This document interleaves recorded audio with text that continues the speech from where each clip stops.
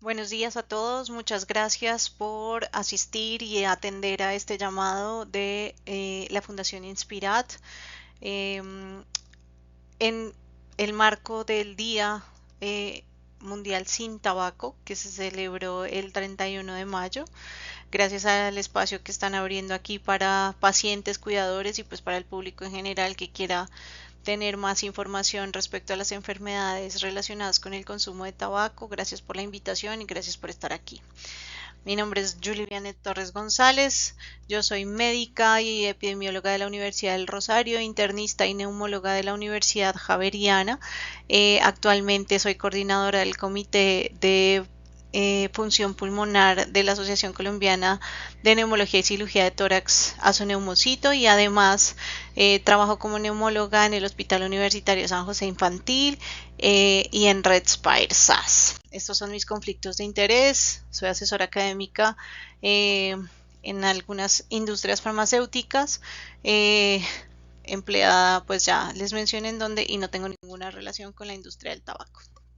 ¿Qué vamos a recorrer el día de hoy? Vamos a hablar un poco del tabaco y el impacto del tabaquismo como problema de salud pública en Latinoamérica, los mecanismos por los que se genera daño en el pulmón relacionados con el tabaco, particularmente en EPOC y fibrosis, pero además un apartado del impacto sistémico sobre el corazón, el cerebro y otros órganos, y cómo es un poco vivir con la enfermedad, no solo para los pacientes, sino para los cuidadores. Entonces empecemos. En cuanto al tabaco en Latinoamérica, pues sabemos que es un problema de salud pública. Si lo miramos en cifras, más de 8 millones de personas mueren al año por enfermedades relacionadas con el consumo de tabaco, más de 350.000 muertes en América Latina. Y no solo eso, sino el impacto que tienen en la calidad de vida y en la limitación diaria por las actividades, por la limitación en la asistencia a las actividades como trabajo, estudio y demás relacionadas pues también a las patologías eh, que están vinculadas con el consumo de tabaco. El 29% de las muertes respiratorias se pueden atribuir al tabaco, y de esto pues miremos que de acuerdo a información de la Organización Mundial de la Salud y de la Organización Panamericana de la Salud, pues sabemos cuál es el impacto de las enfermedades más importantes relacionadas con el tabaquismo. La enfermedad cardiovascular y la EPOC pues naturalmente eh, son las tres primeras causas: la enfermedad cardiovascular y cerebrovascular, las dos primeras causas de mortalidad en Colombia y el mundo. La enfermedad pulmonar obstructiva crónica o EPOC es la tercera causa, pero si vamos a hablar también de letalidad, tenemos que hablar de cáncer de pulmón. ¿Por qué? Porque además el cáncer de pulmón es silente en las fases iniciales. Silente quiere decir que no se manifiesta con síntomas claramente expuestos, sino que cuando se manifiestan los síntomas, pues en realidad ya es una enfermedad muy avanzada. Y al estar en fases avanzadas, pues la letalidad es mucho mayor porque tenemos muchas más limitaciones para las intervenciones. Así que, pues esto también hace parte de un llamado para aquellas personas que estando con tabaquismo activo, pues se realicen su tamización de cáncer de pulmón. En estos mismos datos de la Organización Mundial de la Salud y cómo nos posicionamos nosotros en cuanto a la prevalencia de tabaquismo, afortunadamente en Colombia tenemos algunos regulaciones, es la palabra. Tenemos regulaciones relacionadas con el consumo de tabaco, sobre todo en ambientes cerrados o con poca ventilación, universidades, restaurantes, etcétera. Seguimos siendo un país que tiene restricciones y es muy punitivo en el tema del tabaquismo. Problema que está un poquito menguado hoy por el vapeo y básicamente por estas nuevas sustancias que, como no generan un olor característico y particular, pues pueden pasar un poco desapercibidas en estos escenarios. No obstante, pues, y a pesar de que la prevalencia del tabaquismo cayó, están aumentando precisamente estas exposiciones a material particulado como el vaping, el cigarrillo electrónico y otras sustancias que tienen combustión electrónica. Y esto pues digamos que tiene un impacto adicional en la salud pública. Eh, Naturalmente esto preocupa también en términos de quién está afectado, porque pues básicamente el marketing lo que le está apostando es precisamente a escenarios donde los niños y adolescentes que tienen un cerebro en formación pues se pueden hacer adictos más fácil y básicamente aseguran un público y un consumo por muchos más años. El cigarrillo es mucho más que nicotina y cuando digo el cigarrillo pues ahí incluyo todas las otras sustancias como el cigarrillo electrónico y el vaping. ¿Por qué? Porque el humo igual se combustiona. Así el mecanismo por el que se quema no sea un cigarrillo, un fósforo, pues la combustión sí se da a partir de una chispa electrónica. Y esto pues digamos que va a producir exactamente el mismo humo que se produce con el cigarrillo. Entonces tenemos que ya conocemos que el cigarrillo está relacionado con más de 7000 sustancias. Entre esas sustancias ahí abajo están mencionadas, como las pueden ver: cadmio, níquel, arsénico, benceno y formaldehído, que es una de las sustancias que podemos reconocer sobre todo en el vaping. Básicamente cada vez que inhalamos le estamos generando una lesión o un daño al epitelio respiratorio y esto agota mecanismos de reparación. Entonces este daño lo que genera es un estrés oxidativo, liberación de unas sustancias que se llaman radicales libres. Estos radicales libres activan una cascada inflamatoria que básicamente es un paso tras otro de liberación de sustancias que generan inflamación, edema, enrojecimiento. Hagan de cuenta como un raspón sobre la mucosa. Estas sustancias también están relacionadas con cáncer. ¿Y cómo es el mecanismo del cáncer o de la enfermedad? Pues básicamente las células pueden sufrir apoptosis, que es una muerte temprana, o remodelación, que puede ser hacia la cicatrización como la fibrosis pulmonar o hacia la mutación como el cáncer. Y esto producto de mecanismos de la reparación que se agotan o que se dañan por la exposición repetida a estas sustancias que generan inflamación.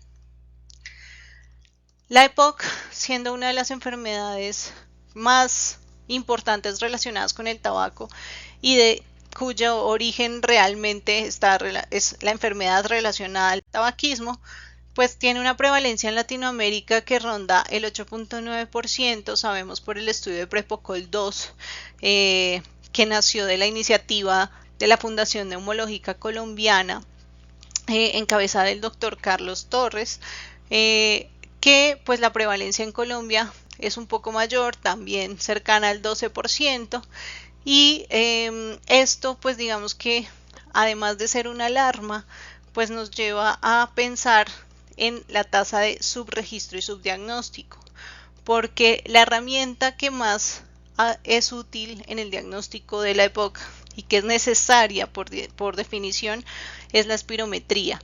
Y sabemos también por un estudio que fue llevado recientemente a ATS, al Congreso Americano de Neumología, unos datos que se obtuvieron a través de inteligencia artificial, de las bases de datos que tenemos en los registros nacionales.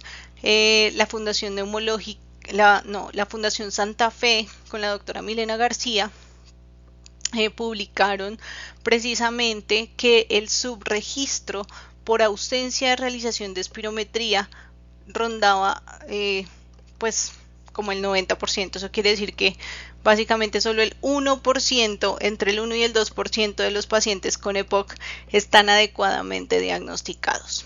La prevalencia pues es mucho mayor entre los fumadores que entre los no fumadores.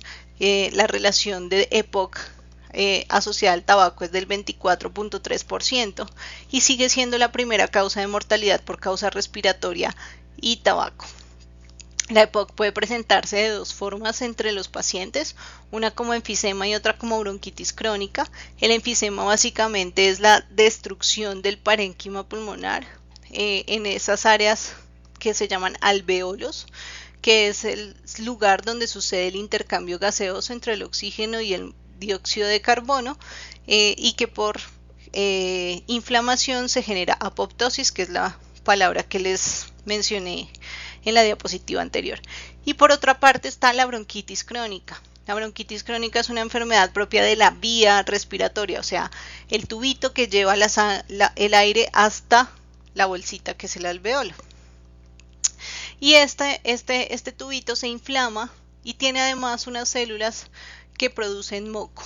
Entonces la inflamación lo que hace es hacer que migren muchas células, entre ellas neutrófilos, macrófagos, linfocitos, para tratar de compensar estas sustancias que el cuerpo identifica como sustancias anormales, y lo que hace es que estas células inducen también a las células que producen el moco a producir más moco, más espeso, y producen tos y ahogo con atrapamiento de aire. Entonces básicamente los mecanismos pues es un desequilibrio entre el daño que se le genera al pulmón y el mecanismo de reparación, en el que la inflamación aumenta por el estrés oxidativo, por estos radicales libres, migran estas células y o se rompe el tejido, en el caso del enfisema, o se inflama crónicamente, produciendo mucho moco e inflamación. Esto básicamente también está relacionado con un concepto que se llama envejecimiento o senescencia celular, que es una de las formas en las que el pulmón simplemente, al modificar su ADN, pues reacciona y envejece. En cuanto a la fibrosis pulmonar y el tabaco, sabemos que la fibrosis pulmonar idiopática, aunque es una enfermedad rara, afortunadamente, pues tiene un impacto funcional muy severo, porque la fibrosis pulmonar, si pensamos en el pulmón como una esponja, es como si se volviera una piedra pómez.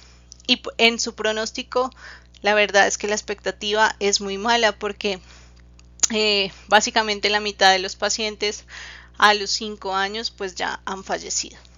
Y esto es porque el pulmón, siendo un órgano que debería contraerse y dilatarse en función de la fuerza muscular que se le genere, pues se vuelve muy rígido, muy duro por cicatrización. Y este cambio en su estructura y su configuración lo que hace es básicamente que pues impide un adecuado intercambio de oxígeno y genera naturalmente mayor ahogo.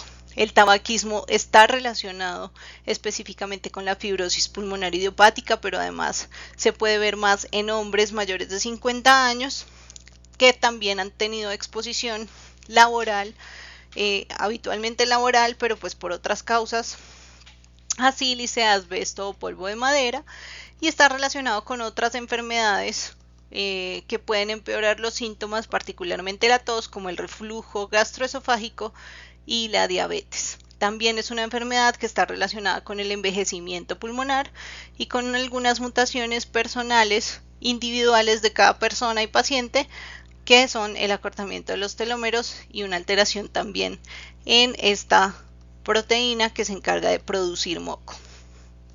Básicamente el humo del cigarrillo lo que genera es un cambio en la respuesta de las células del epitelio y las células alrededor del epitelio, que lo que genera es que digamos, el tejido que normalmente circunda a las vías respiratorias y que sostiene el pulmón, pues se modifica por otras células o por otros tejidos como colágeno, miofibroblastos, que lo que hacen es endurecer al pulmón. Es una forma de cicatrización Nosotros dentro de nuestro cuerpo tenemos colágeno y tenemos miofibroblastos que le dan sostén y estructura a otros, digamos, a otros órganos, pero dentro del pulmón, pues digamos que no es el mismo tipo de colágeno, no es el mismo tipo de miofibroblastos, y lo que genera básicamente es una modificación que lleva a cicatrización fibrosante.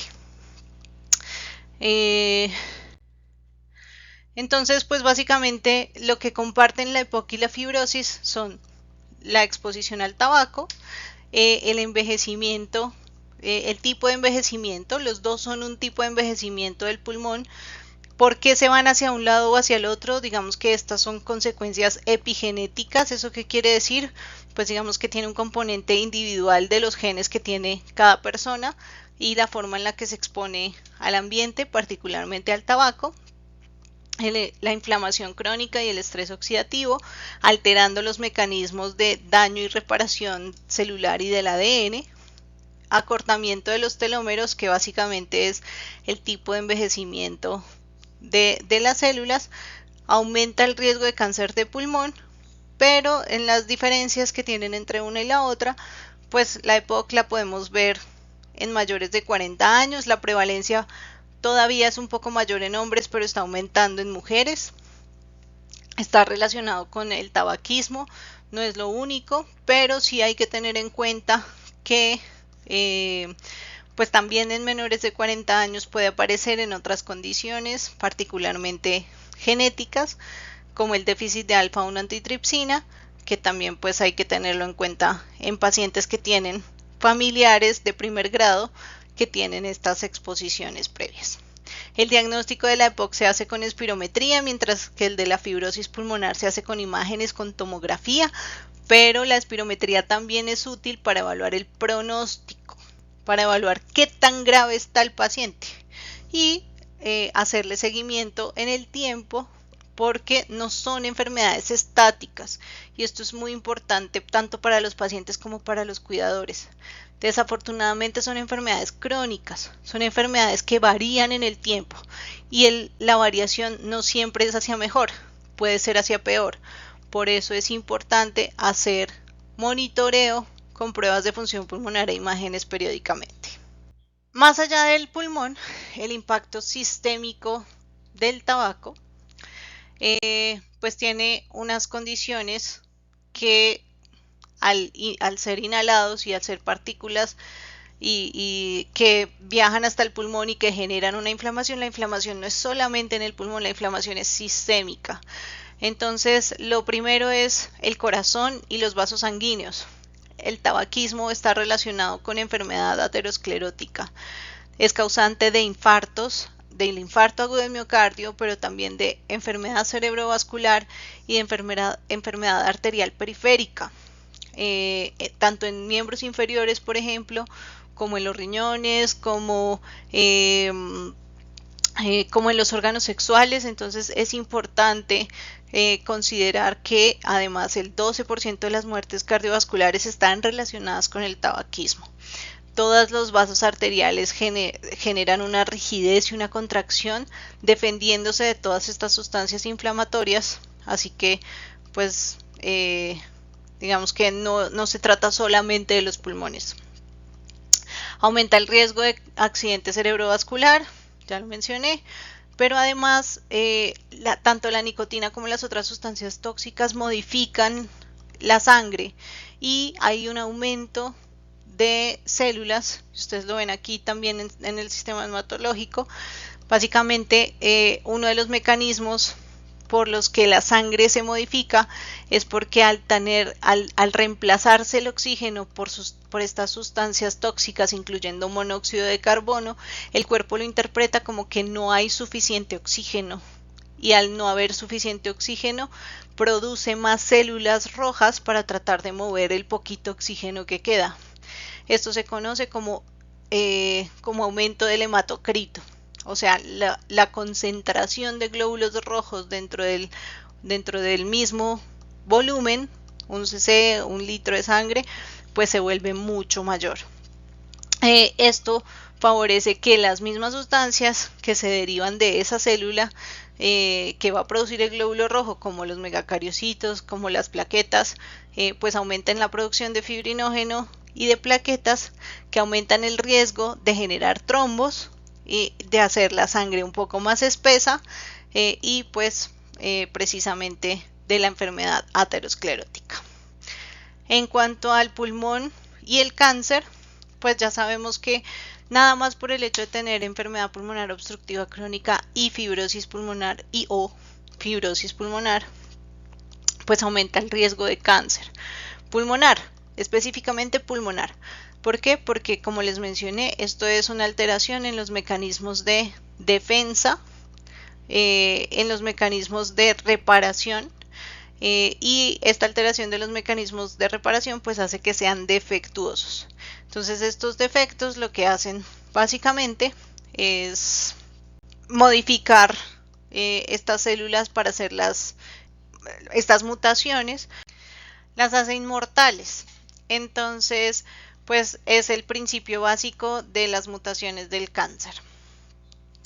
En cuanto al sistema inmunológico, pues vale, lo primero es que los macrófagos, que son las primeras células que se van a encontrar con el material particulado del cigarrillo, pues van a estar muy distraídos tratando de captar todas estas sustancias del material particulado y pueden dejar pasar infecciones o pues estas otras células o estos microorganismos que pueden generar enfermedad, como virus, bacterias o incluso la tuberculosis.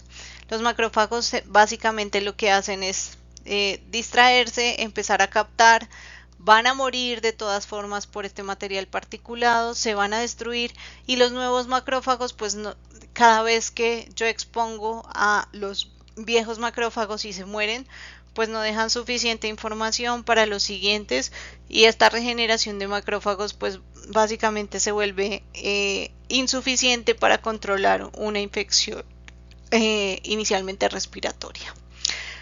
Y en cuanto al cáncer, no solamente nos preocupa el cáncer de pulmón, hay por lo menos 16 tipos de cáncer que están relacionados con el tabaco, y entre ellos está pues todas las zonas que están expuestas a las sustancias tóxicas del tabaco.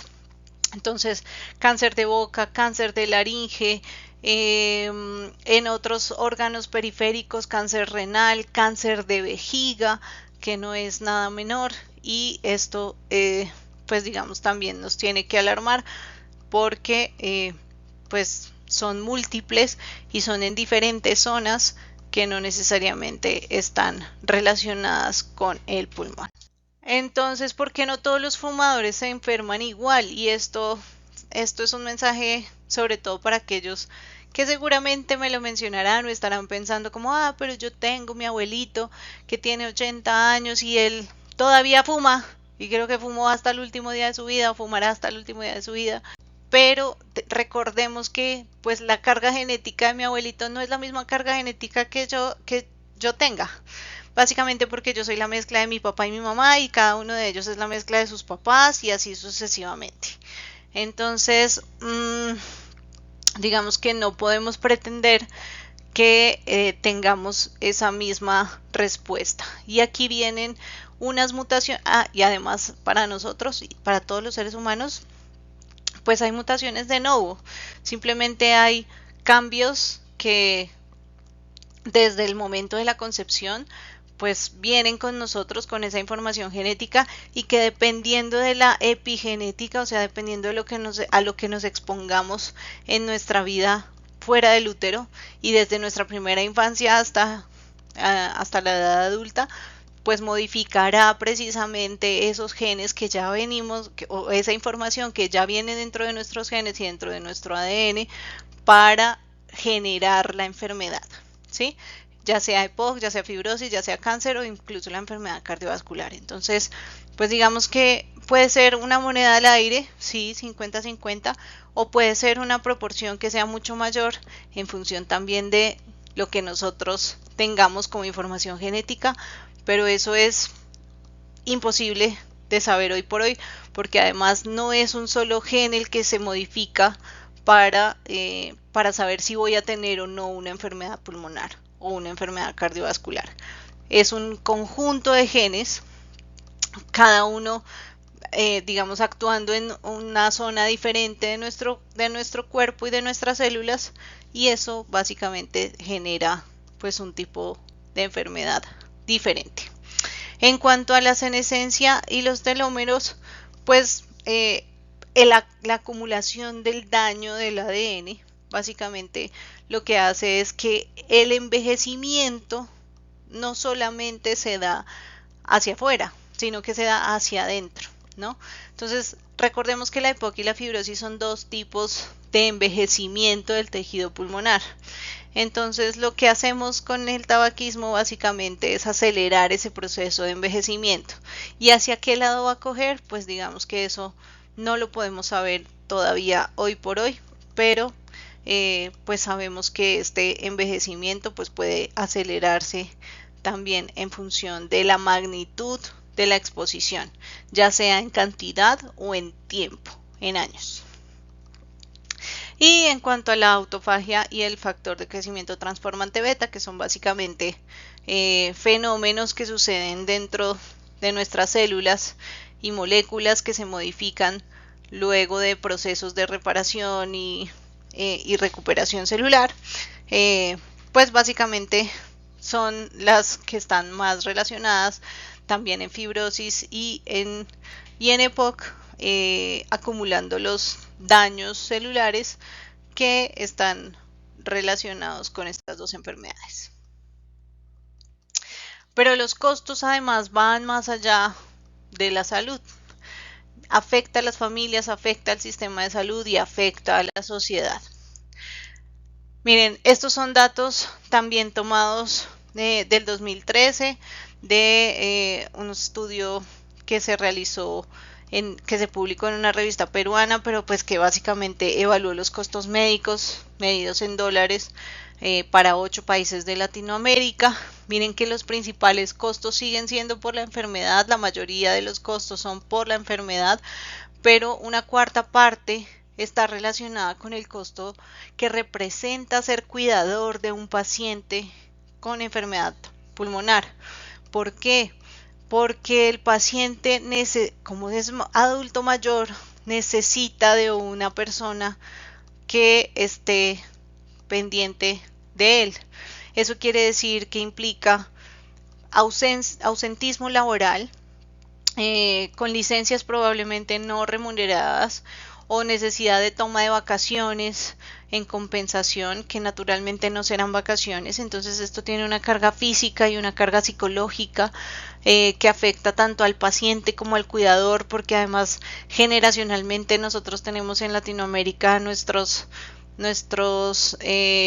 adultos mayores que piensan en no ser una carga ni para ellos, ni para su familia, ni para la sociedad, y pues digamos que esto se convierte como en una rueda de hámster donde cada uno pues naturalmente buscando no omitir responsabilidades, pues tiene un impacto social y psicológico muy importante.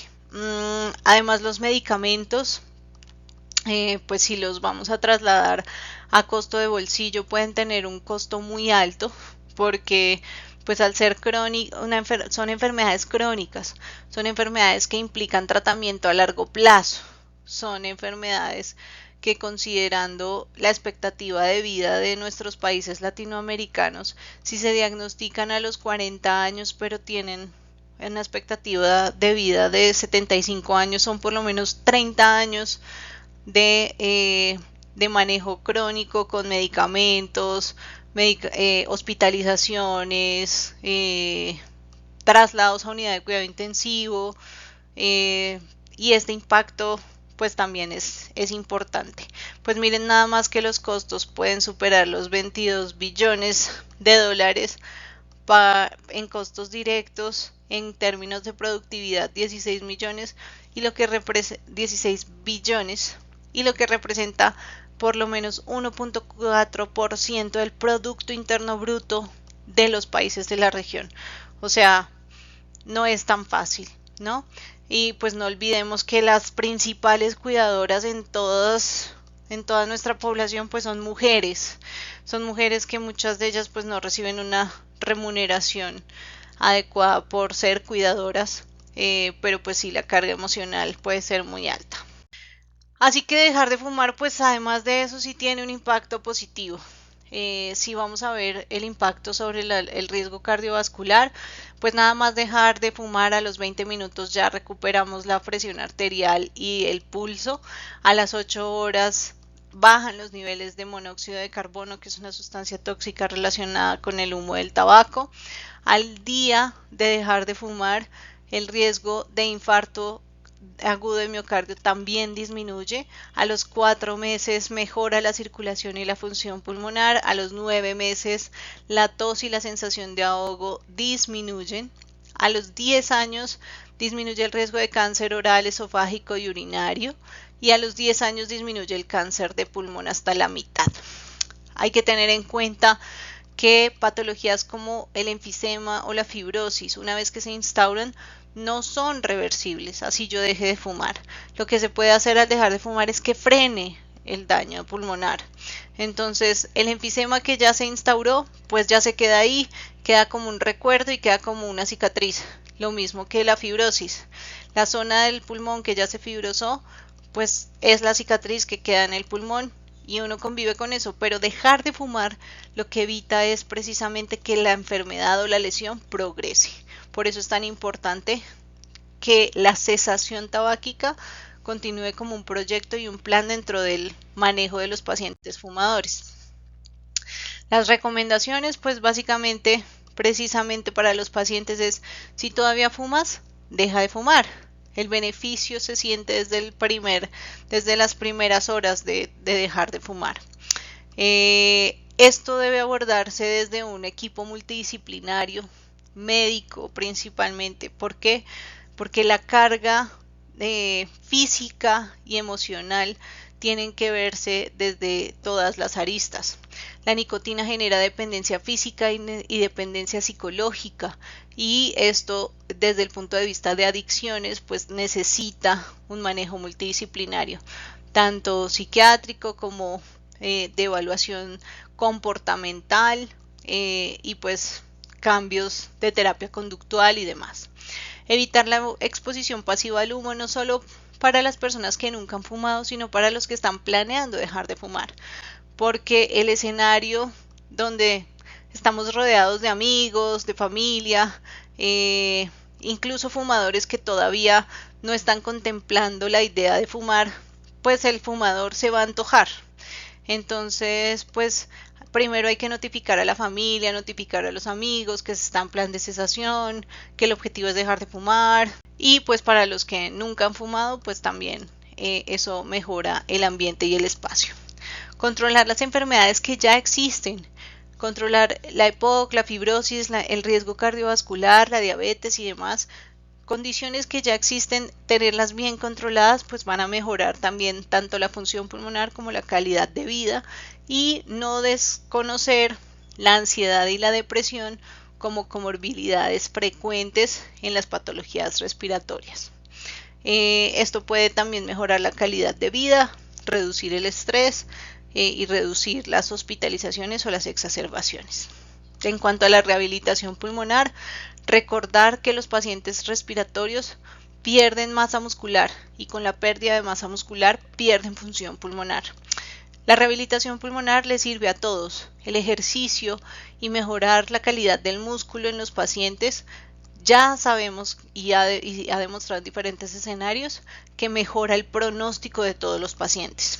El músculo es un órgano que además con su metabolismo disminuye la cantidad de inflamación sistémica que se puede generar en las enfermedades.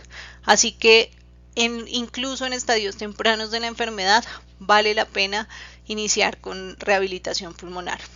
Recordar que los pacientes que tienen enfermedad pulmonar pues son más susceptibles a tener infecciones respiratorias. Así que es importante la vacunación, es importante disminuir o todas las medidas de autocuidado que disminuyan los riesgos de infección, la higienización de manos, el lavado de manos, el uso de tapabocas, pues son vitales para estos pacientes, evitar las aglomeraciones y pues el monitoreo continuo. Y el cuidador también es importante, hay que cuidar a quien nos cuida, porque en últimas, pues es el cuidador el que va a ayudarnos a seguir las recomendaciones, a que el pronóstico del paciente sea mucho mejor, eh, pues las redes de apoyo y las redes funcionales, sobre todo para los pacientes que además tienen riesgo de depresión, de ansiedad, pues los cuidadores también requieren una atención que mejore las condiciones de su propio paciente, pero sus condiciones propias. Así que no lo olviden, pues el 31 de mayo fue el Día Mundial sin Tabaco. Recuerden que hoy por hoy el riesgo está en nuestros jóvenes, en nuestros niños y adolescentes, que la edad de inicio de tabaquismo es muy temprana, está entre los 9 y 11 años, que estos cerebros inmaduros se vuelven adictos y el marketing se ha encargado de, de devolvernos 100 años y que estamos viviendo exactamente lo mismo que vivimos con el cigarrillo, pero ahora con el vaping, y que no fue sino hasta 30 o 40 años después de la exposición que notamos que enfermedades como el infarto agudo del miocardio, la EPOC o el cáncer estaban relacionadas con el tabaco, y no podemos permitir que pase tanto tiempo ahora con el vaping y el cigarrillo electrónico para, para relacionarlos con las mismas patologías. Para los pacientes, pues tener un diagnóstico no es el fin. Eh, Todo tiene tratamiento, todo tiene un monitoreo, todo tiene un seguimiento, y es importante conversar con el médico respecto a sus expectativas, y cuáles son los objetivos del tratamiento y cómo podemos hacer juntos para vivir mejor y más tiempo. Para los cuidadores, cuídense también. El bienestar del cuidador también depende el bienestar del paciente. El agotamiento existe, la fatiga del cuidador existe. Tienen que encontrar también espacios para disminuir el impacto de cuidar a un paciente crónico, eh, y pues también encontrar apoyo en otras familias y en otros cuidadores que están pasando por lo mismo. Y para la sociedad, pues seguir insistiendo en políticas más estrictas en cuanto al uso y la disposición de otros elementos diferentes al cigarrillo, que los estamos dejando pasar desapercibidos, el vapeador, el cigarrillo electrónico y otros dispositivos que los estamos dejando pasar, pero que también generan un daño pulmonar y que puede ser muy severo e irreversible. Pues muchas gracias a todos por su atención, por acompañarnos en esta mañana. Estoy aquí dispuesta para atender sus preguntas.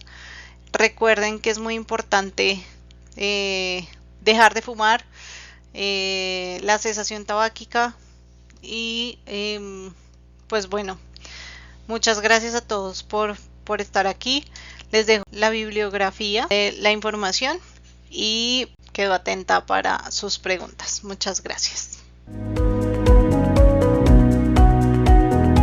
Que siempre que hacemos anualmente cada una de estas actividades, siempre estamos en alerta. Las personas que trabajan en pro de evitar el aumento del consumo, estamos en alerta, porque cada año es más el consumo y son más los oídos sordos a esta clase de ejercicios por parte básicamente de los jóvenes, en donde sin duda alguna nos estaban comentando, si mal no estoy, el año inmediatamente anterior, que desde los 13 o 14 años en el colegio ya los niños empiezan a fumar. Si bien no es el cigarrillo convencional, es el vapeo, pero entendemos que el vapeo también tiene unas consecuencias que son malísimas para la salud de los jóvenes. Y la pregunta va enfocada en lo siguiente: ¿en qué se falla en la actualidad? Desde el punto de vista médico y desde el punto de vista de estrategias de campañas de salud por parte de no solamente de los estados, sino de las sociedades, para desincentivar el consumo de tabaco en los jóvenes? ¿Y por qué ese aumento tan desbordado año tras año? Pues mira, aquí viene a jugar una parte bien importante y es el marketing, ¿sabes? Em, yo creo que estamos devolviéndonos 100 años en la historia. Hace 100 años, básicamente, el tabaco tenía el mismo principio que tienen hoy el vapeo y el cigarrillo electrónico. Nada más que hace 100 años los medios de comunicación eran el periódico, la fotografía, los banners, etcétera, y ahora son las redes sociales. Em, el boom del marketing, de la forma en la que se vende el tema. Inicialmente, si vemos las propagandas y la publicidad de hace 100 años, era el hombre macho, pues encima de el Marlboro, pues, ¿sí? Si nos lo imaginamos así, como el que le da el poder, el que fumar te da poder, te da estatus, te dignifica. De hecho, había mucha publicidad con médicos fumando en esa época también. Em, había publicidad con bebés, o sea, como mi mamá fuma y no me pasa nada. Y pues esto, digamos que calaba en una sociedad que buscaba precisamente el estatus, pertenecer o hacer parte de la sociedad de una forma pues más élite, ¿no? Por el Correcto. tema. En cuanto al vapeo hoy por hoy, mira, a mí realmente, tú dices que entre los 13 y 14 años, pero la estadística, incluso en una encuesta, en la encuesta nacional de consumo y salud pública, no me acuerdo, del 2011, los datos incluso mostraban que era desde los 11 años. Yo te puedo decir que desde los 9 años pueden estar fumando cigarrillo electrónico y vaping. Una de las grandes limitantes es que, claro, después de que pasaron 40, 50 o 60 años que ya se sabía que causaban cáncer, enfermedad cardiovascular o EPOC, pues obligaron a las tabacaleras a que en los empaques de los cigarrillos dijera que tenía esos cambios y esas consecuencias. Pero pues una limitante es que el tiempo de exposición. Como esta moda y esta tendencia es tan corta en tener datos de qué tipo de enfermedades son las que puede causar, tenemos datos aislados, tenemos casos solamente. El caso de la niña de 16 años que estaba fumando y que le dio una fibrosis rápidamente progresiva, que es un caso porque, claro, la magnitud de la exposición todavía no la tenemos. Y así como casos aislados que podemos contar en la literatura, 30 casos más o menos, ¿sí? Pero como les digo, ya hay estudios, incluso la Universidad Javeriana aquí en Bogotá tiene un estudio hecho en animales, en modelos animales, que documenta precisamente cómo los aldehídos producto del vapeador generan cambios del ADN que pueden llevar a la fibrosis y al cáncer. O sea, no podemos esperar o no podemos repetir la historia de hace 100 años, de esperar 30, 40 años a ver si se da o no se da la enfermedad para saber que sí Claro. está generando un cambio, porque sí es, o sea, porque es real, porque ya sabemos y la tecnología nos ha ayudado a documentar que sí son cambios reales relacionados con esto. Entonces, parte es que como no aceptan, entre comillas, esta información como tan de malas esta niña que le dio, eh, como una información veraz, válida y pues para magnificarla pues no han regulado, por además intereses económicos, naturalmente, no han regulado que alrededor del consumo del cigarrillo electrónico, del vapeo, se mencione que generan estos cambios, ¿no? Entonces, pues ahí está el marketing de por medio, están los intereses económicos de por medio y está un poquito el desconocimiento o el tratar de hacer la vista gorda, como eso no me pasa a mí, eso le pasa a los otros, muchos papás no presentes, ¿sí? la gente piensa, y aquí la gente piensa que eso realmente es como un problema de bajos estratos. Pero si vamos a ver el precio de cuánto cuesta un cigarrillo electrónico, cuánto cuestan esos cigarrillitos o cuánto cuesta un vaping, yo creo que los bajos estratos no le van a invertir dinero a eso. Preferirán el cigarrillo tradicional. Yo he visto el problema realmente en personas con capacidad adquisitiva mayor que empieza desde mucho más temprano. Sí. Entonces, es un problema también de acompañamiento, es un problema, pues digamos, también de conocer muy de cerca a nuestros hijos, a nuestra población adolescente, los colegios, sensibilización de los psicólogos de los colegios, de los papás, eh, pues porque no es ajeno a ninguno de estos grupos.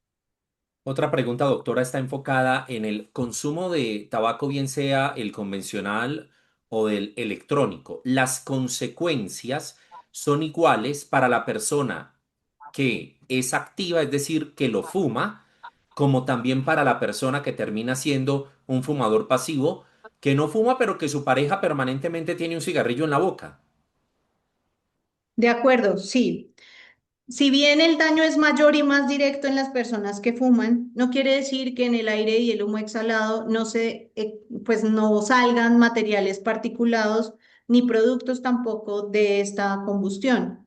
O sea, lo que genera la inflamación es precisamente el humo, no importa, o sea, el mismo principio de la biomasa, de prender leña, de cocinar con leña, ¿sí? Todos los que estamos alrededor, pues vamos a terminar oliendo a carbón y asado, ¿sí? Sí. Todos vamos a terminar aspirando ese humo en últimas, pero el que está cocinando, o sea, el que está fumando, pues va a tener una dosis mayor, una carga mucho mayor, pero no quiere decir que alrededor los que estamos ahí no estemos expuestos.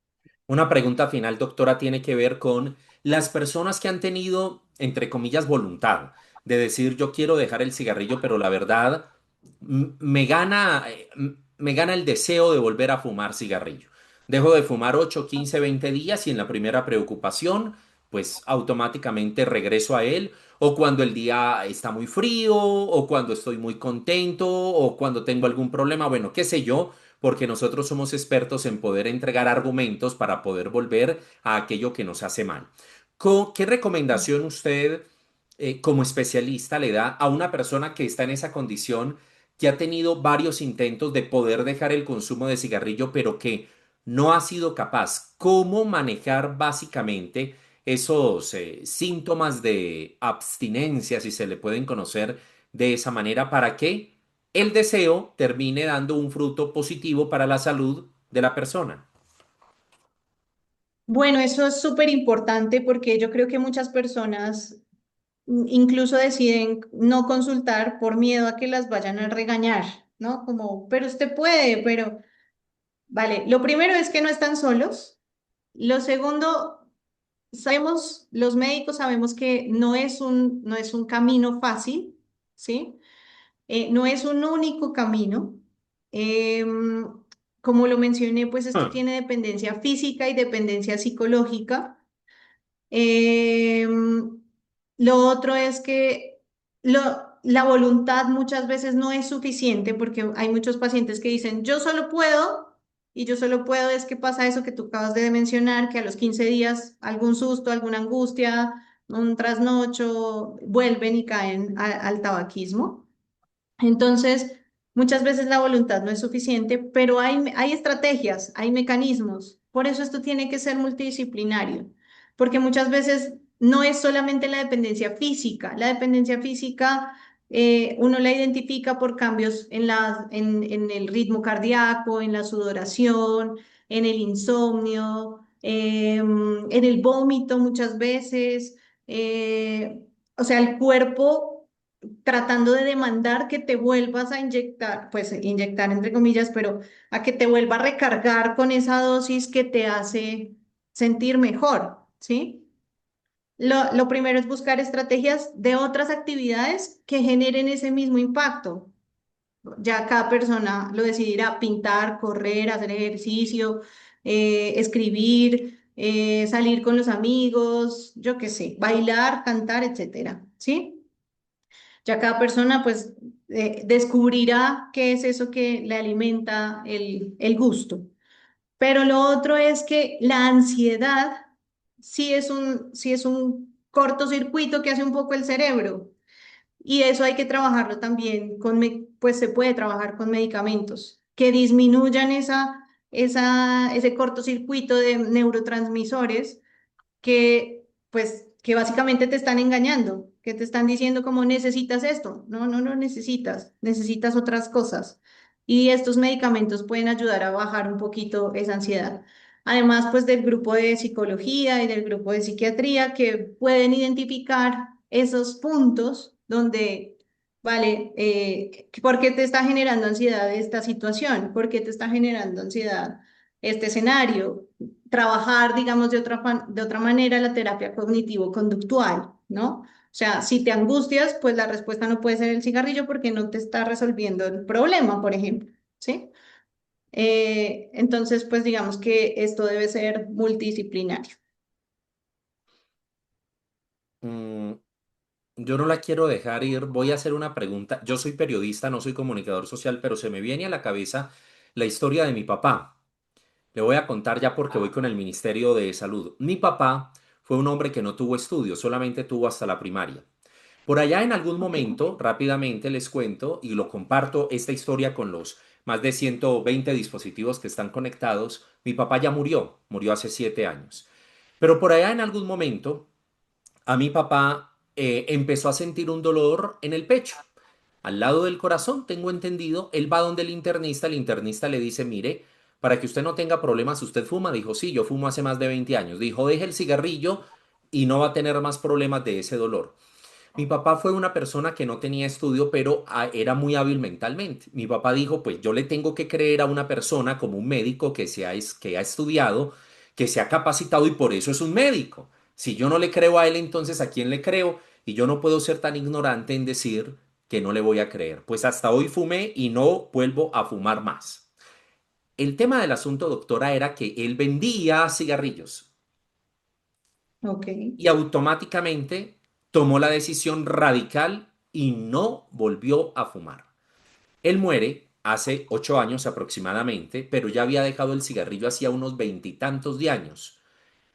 ok. Y los pulmones cuando él muere estaban perfectos, fumó durante muchísimo tiempo. El caso fue que él toma la decisión en el momento que era, a pesar que había fumado durante muchísimos años y con la tentación ahí, el vender el cigarrillo, entonces yo voy a fumar un poquitico a ver qué pasa. Aquí vengo con una pregunta frente a esa historia. Ok, Y es una pregunta que no quiero que suene grosera, pero no sé si sirve tranquilo. para sensibilizar. Y es,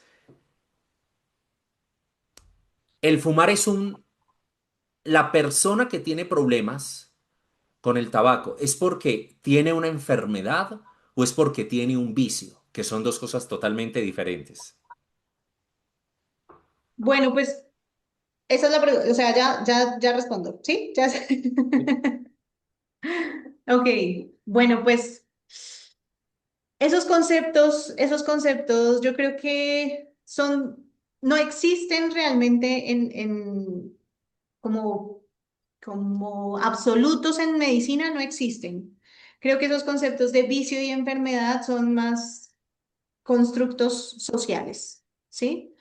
Porque vicio hoy por hoy, también es un vicio apostar, también es un vicio la pantalla del celular, también es un vicio la pornografía, también es un vicio, no sé, el dinero, el licor, etcétera, etcétera, etcétera. O sea, podemos enlistar un montón de vicios, ¿sí? Eh, y pues digamos que el cigarrillo no está exento de esa calificación. Cuando consideramos nosotros que una adicción es una enfermedad, ¿qué enfermedad? Pues el concepto de enfermedad sí lo tenemos claro y es precisamente una, pues cuando una exposición a cualquiera de estas cosas altera el curso normal de la vida de un paciente, ¿sí? Que impacta tanto en la vida funcional como en la vida orgánica.